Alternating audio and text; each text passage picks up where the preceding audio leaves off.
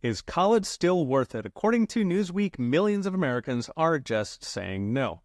Why? Because according to a new poll, many see universities as a place where political agendas replace useful skills, and they walk away with $300,000 in debt that cripples them for life.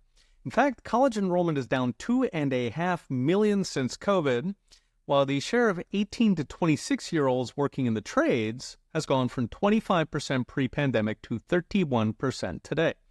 Meanwhile, a recent Gallup survey found only a third of Americans of all ages say they have confidence in university.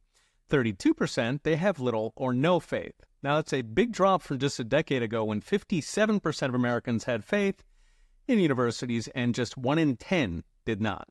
Of those who lost faith, 41% said liberal indoctrination has taken over, 37% said college does not teach relevant skills, the rest cited the cost. According to Gallup, at this point, 46% of parents would actually prefer their kids not go to college, instead getting a job, pursuing vocational training, or starting a business. Even companies are starting to notice. According to a survey by college prep company Intelligent, 1 in 3 companies have eliminated BA requirements for entry-level and even mid-level jobs. So why do people still go to uni? Aside from the beer, the main selling point has been income. College grads have historically made about $30,000 more than high school grads. But Professor Brian Kaplan of George Mason has written a book arguing that almost all of those wage gains are illusions. They have nothing to do with the college degree. About half is the fact that smart, hardworking kids go to college in the first place, so it's the smarts and the hard work that makes the money. College was actually in the way. Mentioned in a recent video how companies used to solve this with aptitude tests, but those were declared discriminatory, so now a $50 competency test is replaced with a $300,000 degree.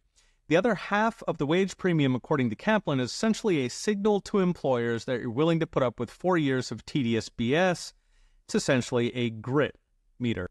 Kaplan guesses that controlling for these, the actual premium of a college degree is around $5,000 per year, which would not come close to justifying the $300,000 plus price of the degree, along with 4 years lost wages and experience. Note, if almost the entire college premium is sorting and grit, you could actually get everything by just keeping the admissions committee, toss in some random challenge like running a half marathon, and call it a day. Save the 4 years.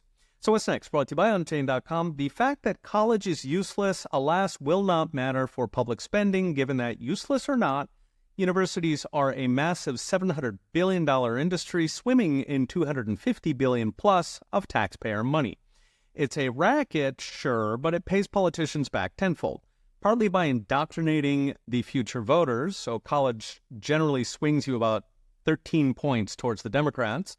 Even more important are the reams of biased academic studies to promote global warming, institutional racism, world socialism, or the odd experimental vaccine. As for parents, most will sleepwalk their kids into debt slavery. And to be fair, college is useful if you go to a top school. Universities have, after all, seized the gates to the status hierarchy. But for the typical student at the typical university, outside fields like medicine or engineering, they should probably drop out, save their money, and either learn a trade or start a business. Okay, we'll be watching. See you next time.